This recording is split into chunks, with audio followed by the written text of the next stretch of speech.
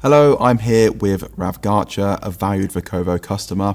He's here to talk to us a little bit about VoCoVo and some of the challenges that he's seeing within his convenience stores. Rav, thank you so much for joining us. How are you? I'm very well, thank you. Wonderful, good to see you. So Rav, tell us a little bit about yourself and your role within the convenience community. Well, first and foremost, I'm an independent convenience retailer. I have been since almost since I was born, really. We were born on the till. We had a off license back then, and up until 26 years old, that's all we knew. Since then, we've got 4 convenience stores, lost the off license. We're across the West Midlands, and we operate under the NICE banner. Wonderful. And what does a typical day look like for you in your retail stores? There's no typical day, other than you open and you close. That's the only thing that's constant. But opening, you're opening the store, you're getting your papers out, that's pretty standard. And then you get your highs and lows and your papers, and some come and some don't. And then you're on the phone quite a lot. But you're dealing with deliveries, you're dealing with customers, and then chaos starts, really. Delivery's late, one's turned up early, someone else needs to be served. And then staff are always people, right? Sure. We're dealing with people all day, and that's part of the business. So lots of different challenges from day to day. Talk to me a little bit about some of the communication challenges that you see within the stores on a day-to-day basis. Communications from telephones to now we're moving to a VoIP model, but that's for more outside communications. Internally, we would usually use a bell, right? You stick a bell on the side, or maybe a wireless bell that lasts like 5-6 months, and then that dies, and then no one communicates that needs fixing. But fortunately, around about the pandemic, maybe just before, we got VoCoVo headsets in, which changed loads of things for us.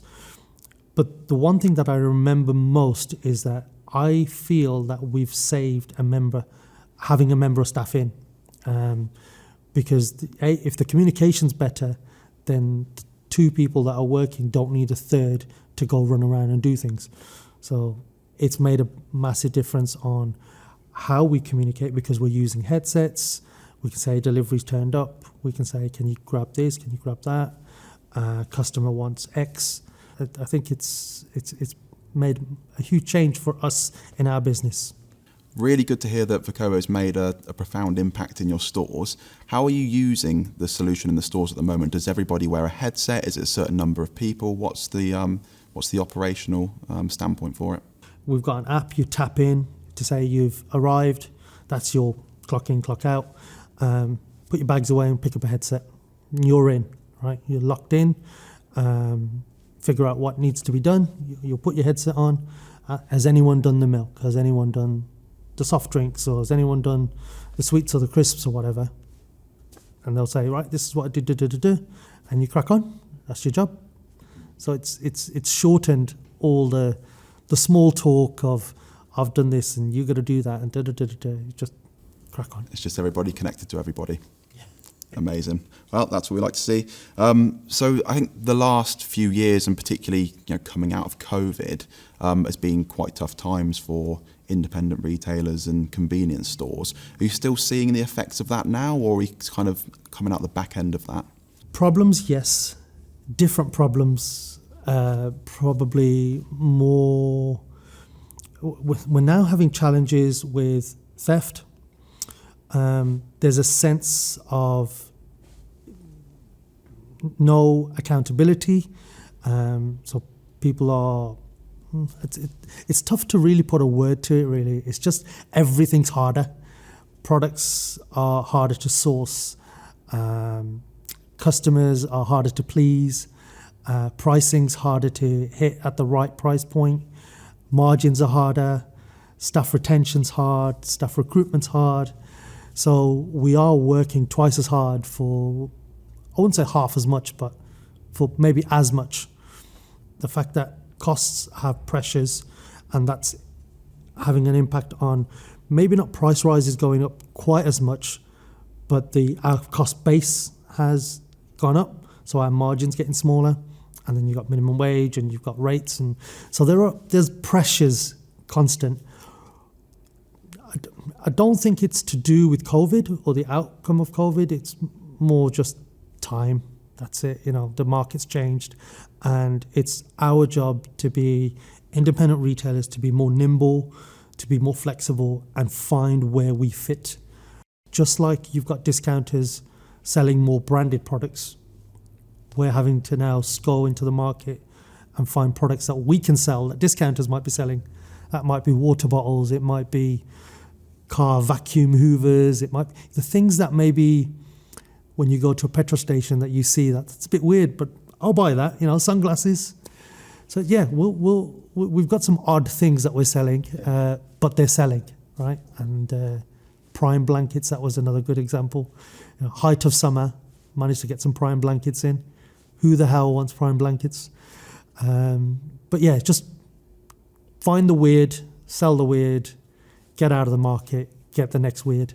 So, consumer habits are changing then massively. Do you think that's social media driven? I know you mentioned prime blankets and that was a huge thing on social media and the rollout of that product. So would you say that social media is having a huge influence on the products you sell within your stores? Yeah, 100%. Prime was a good example. Right now it's freeze-dried. Any sweet that you're familiar with, whether it be a Haribo or a juicy fruity, whatever it might be, is now being freeze-dried, put into packets, and then customers are buying them in bulk. And then knowing where to buy them via social media, then buying them and filming the process of consuming them on social media, and then spiraling that into other customers. It's just more weird. Yeah, sure.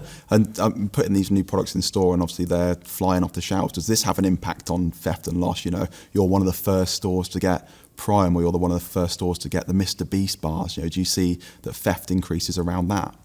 So theft is very weird. It's rarely the new product that gets stolen because it's in high demand. It's probably in a good area. It's good visibility. But just the fact that you have more customers coming in, or customers coming in being aware that you sell these products, so their frequency is probably improved. There's just more tendency to, I'll buy these 3 items, but I'm not going to pay for the 4th.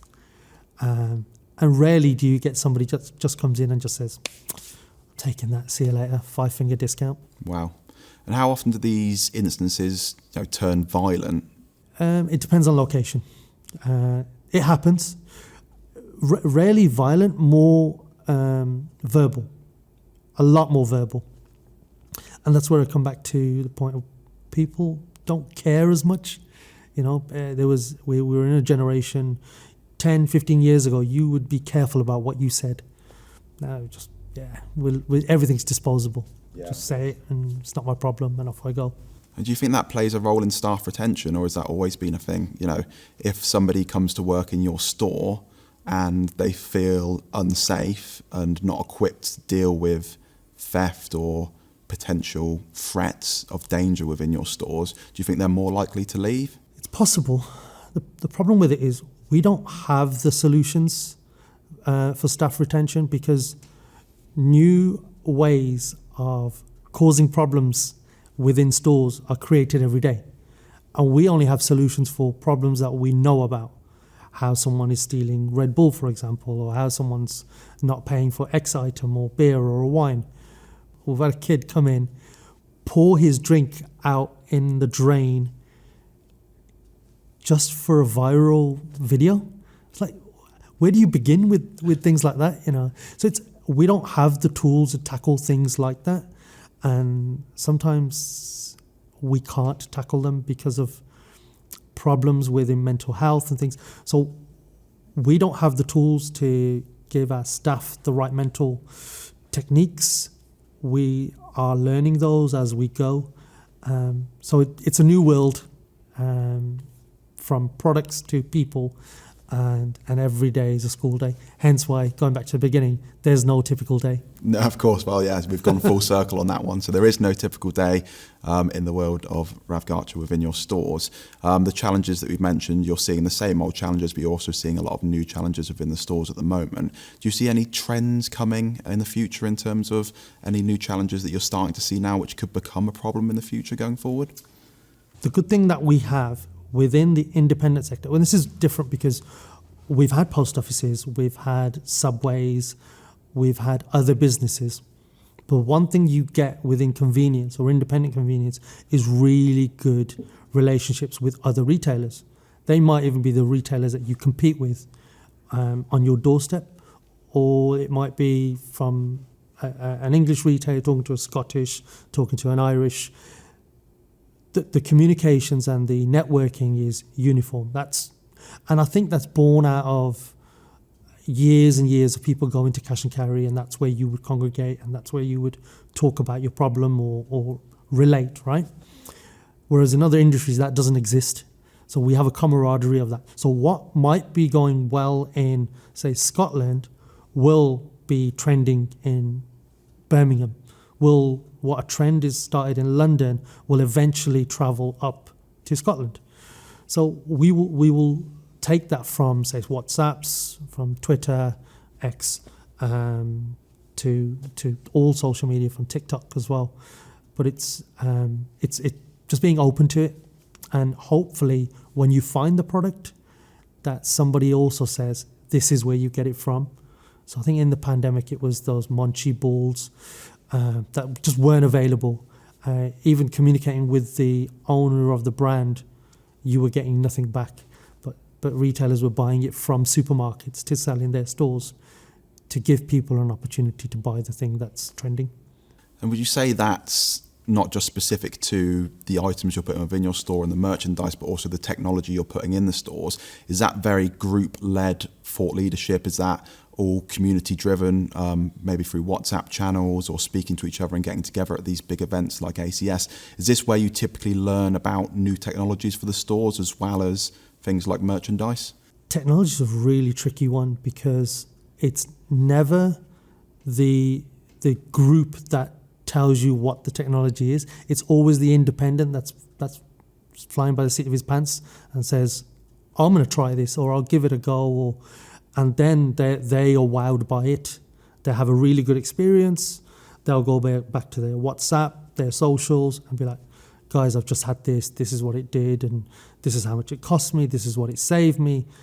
And almost all of a sudden, everyone's like, right, send me details, I want to know more about it, I'll take. So it's very influencer driven from experience, and it having a monetary value or a impact to how you behave in your store and saving you time. Okay, so it's always going to have that monetary value attached to it when you're considering new technologies. Has to have some form of efficiency saving then in that respect. And VoCoVo, we always kind of pride ourselves on being able to go in stores and help reduce those inefficiencies within those stores. I guess given the size of the convenience stores, they're potentially harder to find. What kind of efficiency benefits have you been able to see within your stores with VoCoVo? So convenience stores, the way we are laid out, it helps to have headsets. Most have head level shelving, so you're hidden from view. Your cashier might be on the till. The cashier's job is to serve the customer, but the problem is you're not only trying to converse with the customer, you're also trying to make sure the thing that's scanning is scanning right, the price is coming up, the total's there. So there's a lot going on for the cashier. And we would want the cashier to keep an eye on the door, nod, say hello to the customer. So there's a lot going on for that cashier. And at the same time, the customer's just said, couldn't find this, have you got that? Or the third customer in the row trying to jump in and be like, oh, have you got this, and how much is that? So there's a lot going on in one single location. And so what the headset does is can kind of bring the other person back in. That other person might be dealing with a delivery, work in stock on a shelf, and you can just say, oh, can you help me deal with this? Can you jump on the till? for that. So it's just made it simpler, whereas before, someone that wasn't comfortable was having to either scream across the store, say, tills, this, or you've got a queue there and you're like, well, I don't really want to do that. And so that queue's just building and building. They're all getting more irate. And all you had to do was just say, mate, can you come and... So, yeah, it's quantifiably, it's difficult to explain how it helps. It just helps. It just works, right? And it's only when you've got it, you work it, and you press the button, you get used to it. Now I almost find it as people having a conversation, they've got the finger to the ear. It's almost like it's second nature. Yeah, of course. So you've mentioned people shouting across the stores beforehand, and also the use of bells. Is that still quite typical in stores that don't have a communication solution like VoCoVo? Yeah. I've been in stores where that's still normal, right? But it makes you think, and you just if you're in a competitor store, or I might be shopping near home. Home's not anywhere near our stores, and you just look around, you just think, wow, this is how it used to be. I forget that this is how things used to be. So it's still typical nature to either have a bell or shout across. Yeah, any other forms of communication they're using in stores outside of shouting and bells? I do see people walkie-talkies. Walkie-talkies. Walkie-talkies, yeah. Yeah, okay. I tried that about 10, 15 years ago. Yeah. Doesn't work very well, yeah. Why was that? Because you've got to pull the thing out your pocket and talk, and then everyone else can hear, and you're trying to be discreet, or can you keep an eye on that? Cause he's wearing this, he's wearing that. It's just not, it just doesn't work. So discretion then is key, I guess, with theft and loss within stores. You need to be discreet. Yeah. Have you got any examples where using VoCoVo has helped to prevent a theft through its discretion? Oh yeah, Saturday. I was in store. Lad came in, hooded up, covered up. It's like, we were already nervous. And I was in the office, and I just went through the headset and I just went, guys, come in. Looks a bit weird. Just keep an eye on him. So he'd done a wander round. He's walked off. I was like, that's a bit weird. Anyway, carried on. About 20 minutes later, in the headset, staff have said, lad's back again. And I was like, okay, let's keep an eye. He's just picked up a 20-pack of Budweiser. Okay. He's walking the wrong way around the store. Okay. And then I was trying to leapt out my chair. I was in the office, ran around the corner, slipped, fell over, got myself up, thought, missed him now. Ran outside, got him, got the beer, got a bit of verbal abuse. Glad I got the beer. I couldn't care less, really. That was Saturday, Just a standard Saturday for Rav Garcha in his store. That's a Saturday. Well, it's amazing hearing these stories, and we do hear them everywhere that we go. So it's always nice to see that VoCoVo has been able to help, particularly in a smaller community or a smaller convenience store like yourself. Preventing theft and loss is really, really key. So as a VoCoVo customer then, how easy was that to first of all put VoCoVo within the stores, but also what's the kind of ongoing support been like as well? It's really easy. It was really simple. I mean, we decided we needed them. We ordered them. They came. Panicked that we've got this equipment. It looks really complicated. Plugged in the PoE plug, the power, and just thought, this ain't going to work. Surely it's more complicated than that. Picked up a headset. Told me I've dialed into the call, and that was it. And I was like, hang on, I better get another one. And so I had both on, and getting the feedback, and I was like, this actually works. and never looked back since, really. It's though I've had comms with your partner teams, it's all been about buying additional handsets. No faults. Batteries have been good. Staff come in and use them, so yeah, all good, really. Good. And is adoptability sometimes preventative for people using new technology in stores? If you give guys something and it's not easy for the team members to use, does that put them off and you have to then go back and take the technology away? It depends on, it's usually age groups, really. Certain age groups are more adaptable to newer technology than others. One of the stores did like them, but they were only wanting to use them when there were deliveries. And then that's when I asked more questions like, but if they're good, then why only have them at a certain time? So it's after sort of doubling down on those questions, and they're like, yeah, that makes sense actually. and then they just started using them. But also, I think we had them physically located in the wrong place. Now we have them at the till or under the counter. So you come in, you're more often, you're going to walk in, you're going to put your bags away and get to the till. You're going to check in with somebody and you might buy a drink. So have them at the point where people congregate, the water cooler moment, right? So that's made a big difference, whereas in the past they were in an office, and so people would try and avoid the office because I would be in there, or the manager would be in there, or it would be locked because something was happening inside it. So having the right location for them, I think that mattered.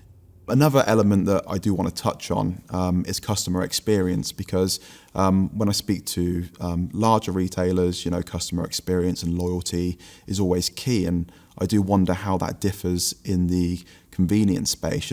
Everyone loves coming out and seeing their friendly neighborhood convenience store owner and having that chat. Does customer experience play as big a role in kind of loyalty, or are they already kind of geographically bound to shop with you? I would have answered that question as, we don't know. We just put products out, price them, and customers come if they're there, right? However, so a while ago, a friend of mine who has VoCoVo headsets did a competition in store, probably had like a viral product or whatever, which was picked up by some podcasters. They came in, they bought them, they went back, did a podcast. They were talking about it. Oh, this store's great. Bossman's brilliant. He's got this, he's got that. Bossman's even got headsets. And that then showed me that it matters, right? Having the technology matters because it shows you have the professionalism, you've got the tools, you've got the branding, you've got the product, you've got the price. It all is part of a matrix, and just having those little things across the whole of the store all add up to having a good store, or being in the right place for when those customers need something, that they get what they want and are happy with the service. Yeah, and I guess not all of them have these things, because I've known you for a while now, and I know that you like to be on the lookout for new technologies in stores and almost be a bit of a pioneer in putting that technology in. So outside of VoCoVo and headsets, what are the new innovations you're seeing at the moment that you're perhaps playing with within your stores? I want it all, right? We all want to go through the Argos catalogue and tick everything like we were kids, or the Little Woods or whatever it was. Want it all, but you've got to also sit back and think, is this technology for technology's sake, or is this really going to solve a problem? So we had a scenario where we had a change in staff. Manager left, few of the members of staff left, so new staff were coming in, not familiar with convenience, not familiar with retail. Some were coming from restaurants or university or college. And I'm worried that we're going to have a problem with age-related products, or when or how we ask the question. And that's always a worry, right? Because my license and my name on the line. So what we ended up doing was, there's a solution that provides video cameras that sit on the till with a light, and they kind of facially recognize whether somebody's under 25 or not. If they're under 25, the light goes red. Then that's an alert for the cashier to say, need to see your ID. If it's green, crack on, serve, off you go, next please. And I was nervous. I bought them. I was nervous that people were actually going to use them. But the staff took to them really well, because they realised that, just like with the headsets, it saved them a job. It saved them, and they could always default back to, mate, it's not me asking. The computer says no. Yeah, very simple green red light system. Have you tried standing in front of the light yet to see if it goes green or red? I avoided it. I know what I'd be doing. I'd be putting my moisturiser on and standing in front of her each day going, come on. You'd be red lit all day. What's the one thing you'd say that no one's talking about in the convenience sector at the moment that they should be talking about? I think the reality of it all is everything needs to be connected together.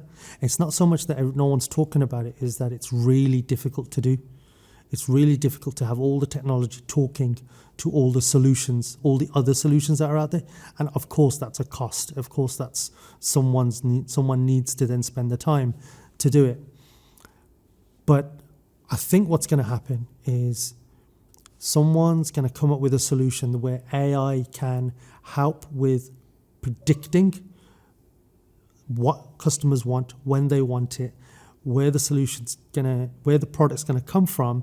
I'd like to see a blockchain be part of that solution, because I see a world where there's a customer, there's a producer, there's a distributor, and there's a retailer. And the problem we have today is that all four of them don't know each other, or all four of them have no visibility on the other. Where I think if you take examples of a blockchain, you can have AI that says X product is running low, and it automatically orders the product. The supplier funds the product getting to the store because they obviously don't want it to be out of stock. The retailer gets product without having to make lists or physically go run around pick it up. And it just all works together. And then when the product lands, we can tell the staff and say, right, the product's just landed, can you go put it out on the shelf? Or a computer can tell them. Oh, the computer can tell them, yeah. Exactly. Or the truck's just turned up. Not just any truck. The nicer truck's turned up because there's a nicer badge on it. Well, this is the vision that we have at VoCoVo, really, is, we play in a couple of spaces. So team communications is first and foremost really, really important. But then there's that connected store vision as well, which you've just touched on there, is you invest all of this money into different pieces of technology, but how do you bring it all together with one string? Have you done anything with the VoCoVo solution to date to try and get it to connect to any of your other in-store technologies? So we're using things in silo at the moment. So I think that's the next hope. The first thing is we have VoIP in our stores and the staff use it. The next stage is integrating VoIP with VoCoVo, so that whether I'm in store or not, I can effectively be in store with the headset or with my phone. And I think that might add value, because when I'm in store, I'm getting questions that I wonder who's answering those questions when I'm not there. And they're genuine, they're not useless questions. They are, should we do this? Should that happen like that? And that can be solved really simply with a simple, push to talk. Comes through to me. I could be here with you and just be like, yeah, do this or do that, or that's an order that we need to place. Yeah, you can't physically be in 4 or 5 places at once, can you? So being able to have remote access to all the stores that's not via a WhatsApp channel is probably quite valuable. Yeah. Well, Rav, thanks so much for joining us today. I found all of the content and all the answers really, really insightful. I'm sure everyone else who's watching will as well. So thanks so much. Until the next time, we'll see you again. You're welcome.